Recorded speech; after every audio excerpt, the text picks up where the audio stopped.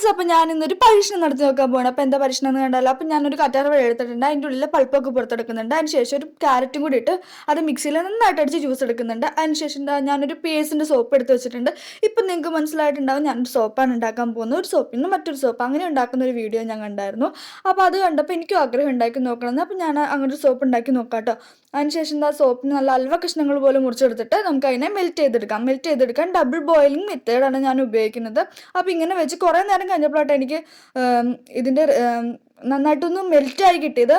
അപ്പോൾ മെൽറ്റായപ്പോൾ കാണാൻ തന്നെ നല്ല ഭംഗിയുണ്ടായിരുന്നു കേട്ടോ. കാരണം എനിക്ക് ഭയങ്കര ഇഷ്ടമായി ആ കളറ്.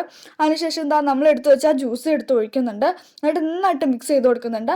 അപ്പോൾ തന്നെ ചെറുതായിട്ടൊന്ന് മുകളിൽ കട്ട പിടിച്ച പോലെ വരാൻ തുടങ്ങിയിട്ടുണ്ട് കേട്ടോ. അപ്പോൾ നന്നായിട്ട് മിക്സ് ചെയ്തിട്ടുണ്ട്. പിന്നെ ഞാൻ എണ്ണ പെറ്റി വെച്ച പാത്രങ്ങളിലേക്കാണ് ഇതിൻ്റെ ഈ ഉണ്ടാക്കി വെച്ച ആ ഒരു ജ്യൂസ് ഒഴിച്ചു കൊടുക്കുന്നത് കേട്ടോ. നിങ്ങൾ പ്രത്യേകം ശ്രദ്ധിക്കുക, എണ്ണ പറ്റിയതിന് ശേഷം മാത്രം ഒഴിക്കുക. ഇത് പ്ലാസ്റ്റിക് ജാറിൽ ഒഴിക്കുന്നതായിരിക്കും കുറച്ചുകൂടി നല്ലത്, വിട്ട് കിട്ടാനൊക്കെ.